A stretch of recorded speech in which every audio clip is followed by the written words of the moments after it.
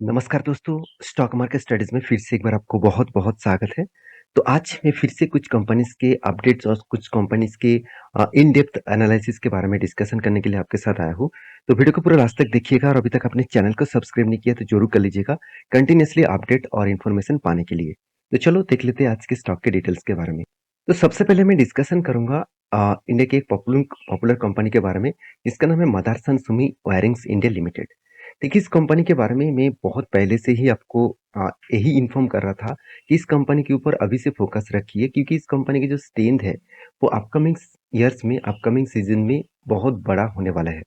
क्योंकि देखिए, कोई भी मतलब ऑटो इंस्टॉलरीज कंपनी बहुत तेजी से तब ग्रोथ करता है जब ऑटो इंडस्ट्रीज का ग्रोथ होता है। मतलब ऑटो इंडस्ट्रीज जिस तरीके से ग्रोथ करेगा उसी बेसिस में ऑटो इंस्टॉलरीज कंपनी का भी ग्रोथ होगा। देखिए, आज मैं पिछले दिनों में एक वीडियो बना के दिया था, आपको बोला था कि इसका जो सेक्टर है, जिस सेक्टर में ऑटो इंश्योरेंस जो सेक्टर है, तो उनमें से समर्थना मदारसन सुमी हमेशा टक्कर लेते हैं बाकी तीन कंपनी से। कौन सा? समर्थना मदारसन सुमी इंटरनेशनल लिमिटेड के साथ बॉस एंड ट्यूब इन्वेस्टमेंट। ये तीनों कंपनी का देखिए market cap same to same है, तो हमेशा तीनों टक्कर चलते रहता है। कभी मदरसन सुमी 3 नंबर में पहुंच जाते हैं, कभी 2 नंबर में, कभी 1 नंबर में। तो इसी के ही मदरसन सुमी का ही एक सब्सिडरीज कंपनी है जिसका डीमर्ज किया गया, उसका नाम है मदरसन सुमी वायरिंग्स लिमिटेड। देखिए, जितने सारे लोगों को पता है कि मदरसन सुमी का शेयर था आपके पास, मान के चलिए मदरसन संवर्धना के पास आपके पास शेयर थे, तो उसके बदले आपको एक्स्ट्रा बेनिफिट के हिसाब से मदरसन सुमी वायरिंग्स का शेयर मिला। तो मदरसन सुमी वायरिंग्स के ऊपर बहुत सारे दोस्तों ने कमेंट किया, सर क्या इस कंपनी के ऊपर निवेश करना सही होगा? देखिए, पहले बता दूं, कंपनी के जो बिजनेस मॉडल है वो बहुत स्ट्रांग है और कंपनी के जो मतलब परफॉर्मेंस है वो भी देखेंगे तो बहुत शानदार दिखेगा। जैसे आप देखेंगे, कंपनी का return of equity, return of capital employed कितना शानदार है, 43% के ऊपर है। हमेशा कहा जाता है कि 20% के ऊपर हो तो एक बेस्ट माना जाता है, तो 43% के ऊपर है, मतलब कितना शानदार आप देख सकते हैं। एनुअली इनकम भी अच्छा खासा है, मार्केट कैप भी अच्छा खासा है।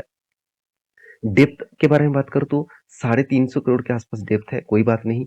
0.28% के आसपास डेप्थ है, तो डेप्थ भी बहुत कम है और प्रोमोटर के पास भी होल्डिंग भी अच्छा खासा है। तो सारे पैरामीटर्स यही मार्किंग कर रहे हैं कि कंपनी के जो स्ट्रेंथ है वो बहुत पॉजिटिव है। तो रही बात कंपनीज की जो क्वार्टरली रिजल्ट के बारे में बात करूँ, तो क्वार्टरली रिजल्ट आप देखेंगे तो पिछले जो क्वार्टर्स था वो 1600 करोड़ का टोटल सेल्स था। इस बार वो सेल इंक्रीज होकर 1860 करोड़ से भी ज्यादा कंपनी का सेल्स हुआ। तो एक्सपेंस के बारे में बात करो तो 1400 करोड़ से 1600 करोड़ तक एक्सपेंस हुआ।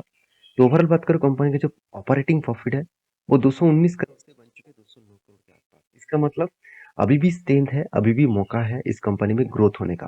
और सबसे बड़ी बात है, कंपनी का जो एक्स्ट्रा अदर्स इनकम है वहां पे क्या हुआ, पिछले सालों में क्या हुआ था, 56 करोड़ का लॉसेस देखने को मिला था और इस बार वो बढ़ के हो चुके 13 करोड़ के आसपास। तो ओवरऑल बात करूं, नेट प्रॉफिट के बारे में बात करूं तो 46 करोड़ से बन चुके हैं 138 करोड़ के आसपास। तो ओवरऑल बात करूं तो यहाँ पे कंपनीज का जो ग्रोथ है वो यहाँ पे अच्छा खासा देखने को मिला है।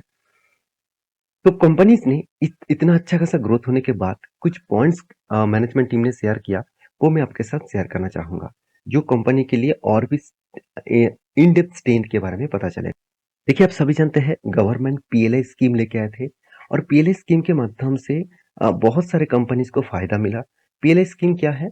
गवर्नमेंट यही बता रहे थे कि मान के चलिए आपका एक बिजनेस है और उस बिजनेस में गवर्नमेंट आपको क्या देंगे, सब लोन देंगे और सब्सिडी देंगे। अगर आप बिजनेस को बड़ा करते हैं, आप अपना बिजनेस के लिए लोन लेते हैं और उसी लिए आपको मतलब लोन भी प्रोवाइड किया जाएगा और उसके लिए आपको मतलब सब्सिडी भी दिया जाएगा।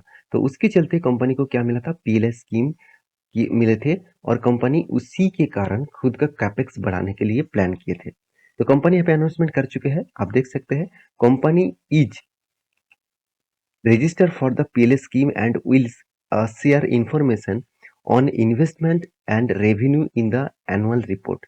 तो कंपनी को पीएलए स्कीम के लिए कंपनी ऑलमोस्ट अप्लाई कर चुके थे और पीएलए स्कीम कंपनी को मिल भी चुका है। आप देख सकते हैं anticipated A capex of rupees 125 crore financial year 2024। मतलब कंपनी का जो कैपेक्स है वो ऑब्वियसली बढ़ाने वाला है, कौन से साल में, इसी 2024 में कंपनी खुद का कैपेक्स बढ़ाने वाला है। और ये जो कैपेक्स बढ़ेगा इसके साथ साथ कंपनी का क्या है, इंक्रीज होगा कस्टमर डिमांड। तो कस्टमर का जो डिमांड है वो इंक्रीज भी होगा, कंपनी का ग्रोथ भी होगा। तो ये पॉइंट्स मैं आपके साथ इसलिए शेयर किया हूँ क्योंकि आपको भी पता चले कि एक्चुअली कंपनी के अंदर किस तरीके से ग्रोथ मेंटेन हो रहा है। तो मेरे हिसाब से मदारसन सुमी इंटरनेशनल लिमिटेड का जो सब्सिडरीज कंपनी है, मदारसन सुमी वायरिंग्स लिमिटेड, इस कंपनी के ऊपर जरूर फोकस रखना। क्योंकि देखिए, दो बात मैं आपके साथ शेयर करूंगा। पहली बात, इन्वेस्टर। इन्वेस्टर अब देखेंगे तो प्रोमोटर के पास 61% का होल्डिंग है, एफआईएस के पास भी 9 9.5%, 10% की होल्डिंग है।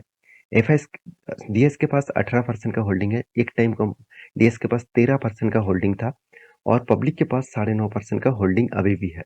तो ओवरऑल बात करूँ इस कंपनी का जो मतलब शेयर होल्डिंग है, उसमें से एक चीज मुझे जो देखने को मिला था, एक टाइम प्रोमोटर ने क्या किया था, 20% के आसपास प्लेजिंग करके रखे थे, मतलब खुद के शेयर गिरवी रखकर पैसा उठाया था। आज वो प्लेजिंग जीरो हो गया। इसका मतलब प्रोमोटर ने सारे गिरवी शेयर को मतलब छुड़वा लिया।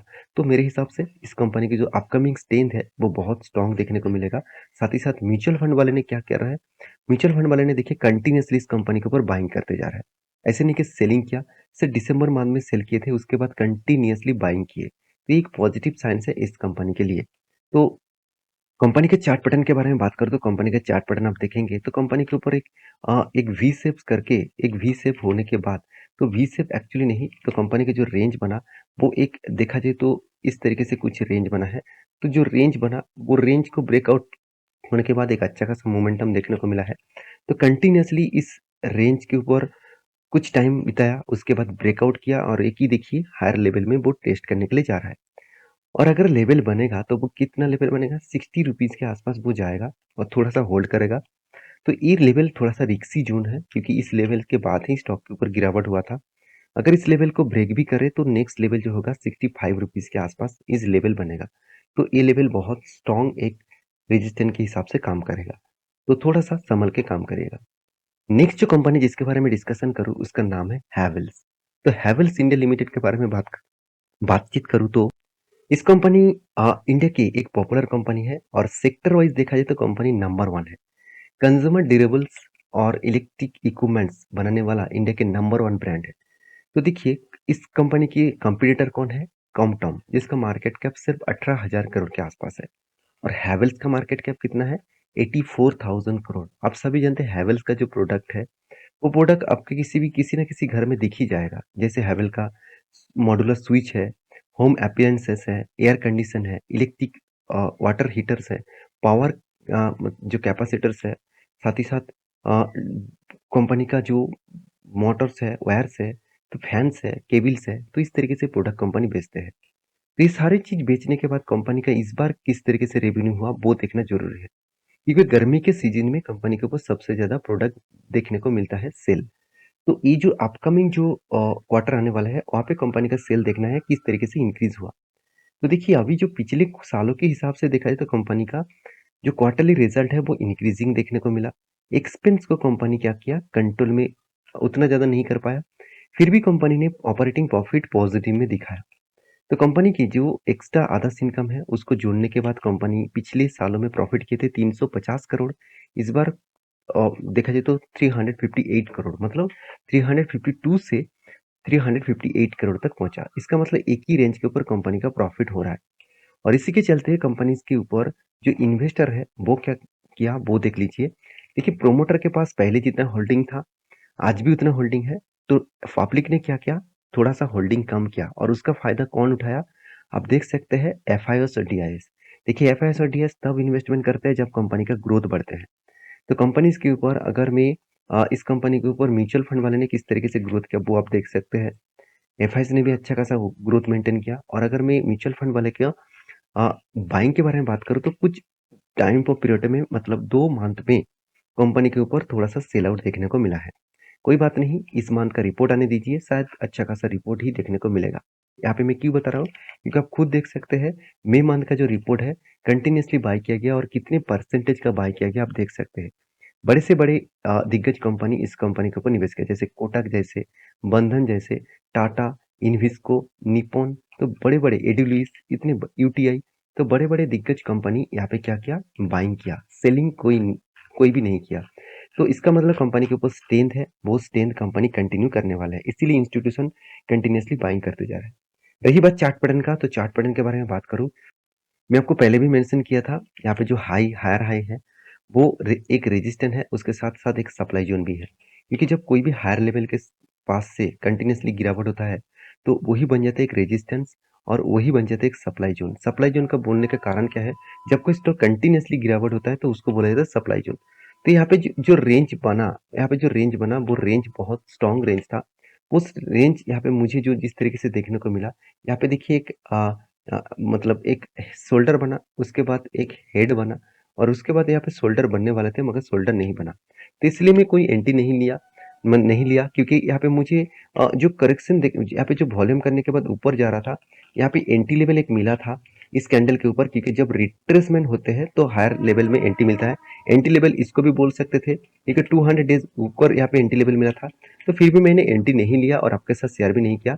मैं इस कंपनी के ऊपर देखना चाहता था कि किस बेसिस में स्ट्रेंथ यहाँ पे देखने को मिलता है। तो नेक्स्ट लेवल जितने सारे दोस्त एंट्री लेकर रखा है, उसके नेक्स्ट लेवल रहेगा 1394 के आसपास। इस लेवल बहुत स्ट्रॉन्ग रेजिस्टेंस है, तो इसमें जाकर अगर थोड़ा सा वॉल्यूम क्रिएट करके ब्रेकआउट हो तो बड़ा रैली आपको देखने को मिल सकता है। इस कंपनी के ऊपर जरूर फोकस रखिएगा लॉन्ग टर्म के लिए, और शॉर्ट टर्म में कोई भी ट्रेडिंग बनता है तो मैं आपके साथ जरूर शेयर करूंगा टेलीग्राम चैनल। नेक्स्ट जो कंपनी जिसके बारे में बात करूंगा, वो कंपनी 130 रुपीज के आसपास चल रहा है और एक 1200% के आसपास रिटर्न दिया। कंपनी धमाका परफॉर्मेंस किया। कोविड के बाद ही कंपनी लिस्टिंग, कोविड से पहले कंपनी का लिस्टिंग हुआ था 2019 में। उसके बाद देखिए कंपनी ने धमाका परफॉर्मेंस किया, और इस धमाका परफॉर्मेंस के कारण कंपनी के ऊपर देखिए आप देखेंगे मूफिन ग्रीन फाइनेंस लिमिटेड जो कंपनी है, इस कंपनी क्या किया, आप हर मतलब 2:1 का रेशियोज में आपको बोनस देने का अनाउंसमेंट किया। इसका मतलब हर एक शेयर में आपको 2 शेयर मिलेगा। तो अच्छी बात है ना। कंपनीज के जो मतलब एग्जिस्टिंग शेयर होल्डर्स है, उसको एक्स्ट्रा बेनिफिट मिलेगा। अगर आप कॉर्पोरेट एक्शन में जाकर आप स्प्लिट देखेंगे, तो स्प्लिट कंपनी आपको दे चुकी है अप्रैल मंथ में, और फिर से एक बार कंपनी बोनस इशू करने के लिए तैयार हो चुके हैं। तो फिर से एक बार बोनस देने वाला है, हर 2 शेयर में आपको, सॉरी, हर एक शेयर में आपको 2 शेयर यहाँ पे देने वाला है। तो इसके लिए इंतजार करना अगर बोनस चाहते हैं, और अगर नया निवेश करना चाहते हैं तो इस कंपनी के ऊपर इन डेप्थ डिटेल्स स्टडी करना, उसके बाद निवेश करना। तो ये वीडियो टोटली आपको मतलब स्टडी करने के लिए दिया था, मतलब ये वीडियो टोटली एजुकेशन पर्पस में था। मेरा काम है आपको सिखाना, आपका काम है सीखना। सीखकर अच्छा खासा स्टॉक के ऊपर रिसर्च करके आप निवेश करेंगे, तो आपको लॉसेस होने का चांसेस ना के बराबर रहेंगे। तो मिलते हैं नेक्स्ट वीडियो में, तब तक के लिए अच्छे से रहिए, अपने ख्याल रखिए।